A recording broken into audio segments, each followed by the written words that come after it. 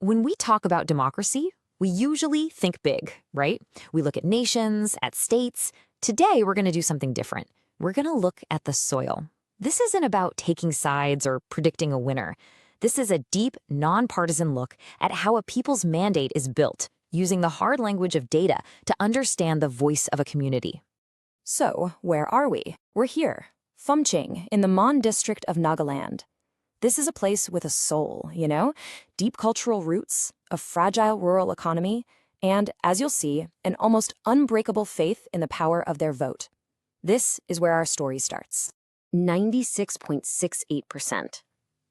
Just let that number sink in for a moment. That was the voter turnout in the 2023 Assembly election. When almost an entire population speaks with one voice at the ballot box, it forces us to ask a really fundamental question. What are they actually saying? And maybe more importantly, is anyone in the system truly listening? So how are we going to break this down? Here's the roadmap.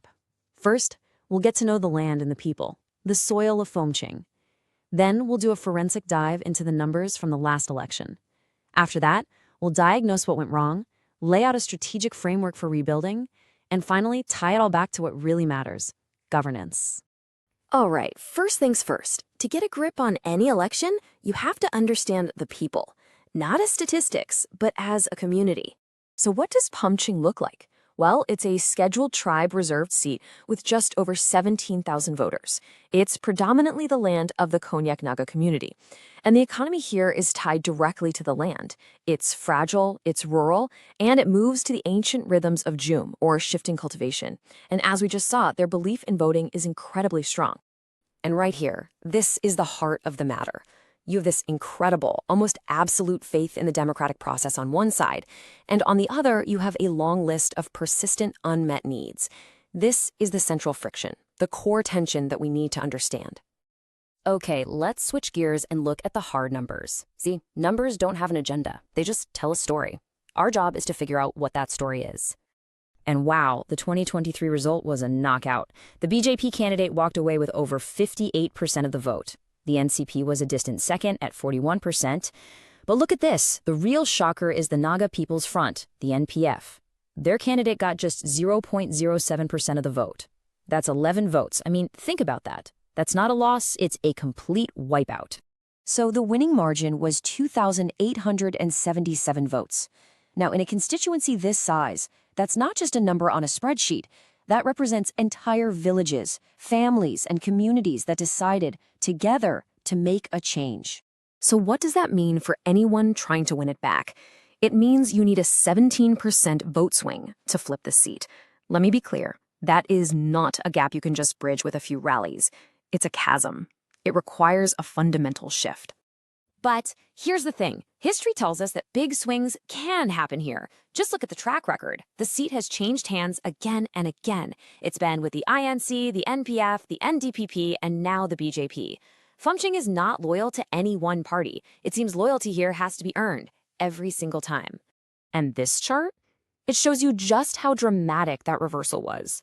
Just a decade ago, in 2013, the NPF won this very seat with nearly 56% of the vote. In 2023, the BJP won it with 58%. The potential for the NPF to command a majority, it's there, in recent memory. The question is, where did it all go? So what's the big takeaway from all this data? It's pretty clear. People in Phomching aren't voting for a party flag. They're voting based on local issues, on the problems they face every day, and on the person they believe can actually solve them. This makes the contest volatile, for sure, but it also means the voters are paying very close attention. Okay, so we've seen the what. Now for the really important part, the why. How does a party with such deep roots in the community just electorally vanish? The answer isn't in some grand political drama. It's in the daily struggles of the people. Every election is basically a conversation between a promise and a reality. The promise is always about progress, about development.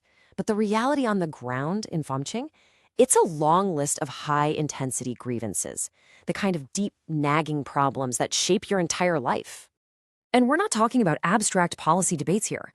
This is real life. Imagine, your kids can't even go to high school without leaving the community. The road connecting you to the next village is a prayer away from washing out. There are no decent jobs for your young people, and getting sick is a genuine crisis. These are the issues that decide elections. And we have to pause for a second here, because addressing these basic needs isn't just a clever political strategy, it's a fundamental duty. The constitutional promise of dignity for every citizen feels pretty hollow without access to education, safe roads, and healthcare. This is the real work of governance. So if we look at the NPF through a simple SWOT analysis, the picture becomes crystal clear. You see it here, right? The strengths, that historic local base, the deep tribal connection. They're still there, just latent. But they were completely crippled by the weaknesses in 2023, a poor campaign and a non-existent organization. The opportunity? It's sitting right there in all those unsolved local issues. The threat? A well-funded incumbent and a divided opposition. So, given that diagnosis, what's the way forward? You can't fix a problem this deep with a simple patch. You need a complete, holistic strategy. We call it the Chaturmukha Doctrine, a strategy with 4 distinct but deeply interconnected phases. First up, the electoral phase. This is the pure science of the election. It means you have to be a master of the numbers, the demographics, the history of voting patterns. It means understanding that in a constituency like Phomching, every single percentage point is a battlefield. It's the cold, hard math of winning. Next, the organizational phase. Because look, the most brilliant strategy in the world is completely useless if you don't have the people on the ground to execute it. This means rebuilding the party from the grassroots up, revitalizing the block units, finding credible local leaders, and training disciplined booth agents. A campaign is only as strong as its weakest link in the village. Third, we have the narrative phase. This is the battle for hearts and minds. It's about crafting a simple, powerful story that feels authentic and true to the community. A story that highlights the unfulfilled promises and offers a real, believable vision for the future, one that's anchored in local identity and values. And the fourth phase is resources. An engine needs fuel. For an opposition party, that fuel is often scarce. So it's not about having the most money, it's about being incredibly smart with what you have. It's about realizing your greatest resources aren't cash, but your dedicated volunteers and the trust of your community. Now, this 4-phase strategy can't just be an idea on a whiteboard. It has to be translated into a concrete, time-bound action plan. So let's walk through what a 90-day blueprint for renewal could actually look like. Phase 1 is the foundation, the first 30 days. This is where you get the basics absolutely perfect. Step 1, and this is non-negotiable, finalize a credible candidate. Step 2, build the leadership team. Step 3, start talking about alliances, because splitting the opposition vote is political suicide. And most importantly, step 4, listen. Go to every single village and find out what really matters. Then you hit phase 2, the next 45 days. This is the campaign proper. You start building momentum with what you call fact-finding visits, but they're really grievance-hearing visits. You release a manifesto that's not a list of promises, but a direct answer to the problems you heard. Then you use rallies, roadshows, and media to get your message out there. And finally, phase 3, the last 15 days. This is the final mile. It's all about one thing, mobilization. The focus shifts entirely from persuasion to participation. This means intensive door-to-door outreach, targeted digital messages to keep supporters engaged, and an election day plan that runs with military precision to get every single supporter to the polling booth. And today, all of this traditional groundwork has to be supercharged with digital tools, not by spamming everyone, but through smart, trusted channels. We're talking about WhatsApp groups led by local influencers, Instagram reels that let the youth tell their own stories in their own voice, and a rapid response team to bust misinformation before it spreads. And this is really important. When we use these powerful digital tools to reach voters, we have a profound responsibility. We have to anchor ourselves in our values. Under India's data privacy framework, all communication has to be based on consent. The privacy of every individual must be respected. This isn't just a legal checkbox. It's a matter of basic dignity. It's non-negotiable. This brings us to the end of our analysis, and really to the whole point of this exercise. The ultimate purpose of all this, the numbers, the strategy, the campaign plan, it's not just about winning an election. The data doesn't just show a path to victory. It reveals a mandate for service.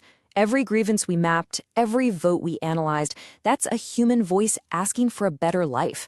The numbers aren't just numbers. They are a blueprint for governance. And so the final question isn't about tactics or strategy. It's about character. Will a leadership emerge that can look at this blueprint and see not a cynical path to power, but the foundation of a sacred trust with the people they hope to serve? In the end, the future of Phomching won't be decided by the party with the biggest budget or the loudest microphone. It will be decided by the one that demonstrates the deepest, most authentic understanding of the soil and a genuine commitment to the people who draw their life from it.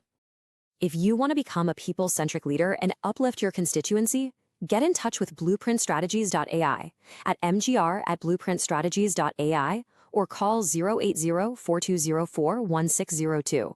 Purpose beyond politics.